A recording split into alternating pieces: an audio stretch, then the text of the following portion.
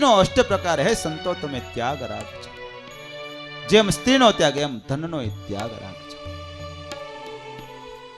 અષ્ટ પ્રકારે ધન સ્ત્રીનો ત્યાગ રાખશો તો તમે બે ભુજાળા ભગવાન થઈને જગતમાં પૂજાશો. લોકમાં તમારી કીર્તિ વધશે અને તમારો ગુણ લેશે એ બધાનું કલ્યાણ થશે. સમાજનું કલ્યાણ કરવાને માટે જ્યારે તમે આવ્યા છો ત્યારે કલ્યાણ થાય સમાજનું એવી રીતે વર્તો. ભગવાન શ્રીહરિની જીભ વળતી અને સંતોના શરીર વળતા. બધાનો ત્યાગ, સ્ત્રીનો ત્યાગ, ધનનો ત્યાગ. પ્રાઇવેટ કરીને કાંઈ રાખવું જ નહીં. જે કાંઈ કરો એ બધું ભગવાનને અર્પણ. એવી સુંદર રીતિ ભગવાન શ્રીહરિ બતાવી રહ્યા છે અને એ પરંપરા આજે એમનેમ ચાલી આવે છે. એ જ પરંપરા ચાલી આવે છે. ભગવાન શ્રીહરિએ 5 વર્તમાનોની મર્યાદા બાંધી છે અમારા માટે.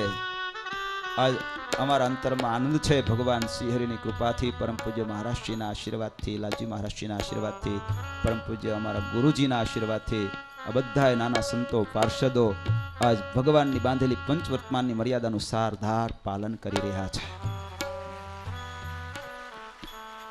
તમને ખ્યાલ હોય નહીં બધો. તમને એમ જ ખ્યાલ હોય કે આ બધા મોટા સંતો મોટી કથાઓ કરે છે ને એ બધા બહુ ધર્મ પાળતા હશે, બહુ તપ કરતા હશે. પાર્ષદ નવા છે ને, પણ તમને કહું તો પાર્ષદો સંતો કરતા એક ડગલું આગળ વધી જાય ને એવા ધર્મ નિયમ પાળે છે. એટલું તાન છે ભગવાનને ભજવાનું, સંતોને મહારાષ્ટ્રીને રાજી કરવાનું એટલું તાન છે. બધાની ઉંમર નાની, બધી આવડત, બધું હોવા છતાંય બધું મૂકી અને આજ પરમાત્માને શરણે થયા છે. શું કામ? ભગવાને સત્સંગમાં એવી રીતિ સ્થાપી છે જેને કારણે સારાને આકર્ષણ થાય છે. કાંઈ ન હોય અને મૂકીને આવતારી એ વાતે જુદી હોય, ઠોકરે મારીને આવતારી એ વાતે જુદી. કાલે માં ચિરાગ ભગત અહીં પ્રવચન કરતા હતા, તમે બધા સાંભળતા હતા. 6 વર્ષ અમેરિકામાં રહ્યા અને $80,000 એક વર્ષનો પગાર હતો. મહિનાનો કેટલો થાય?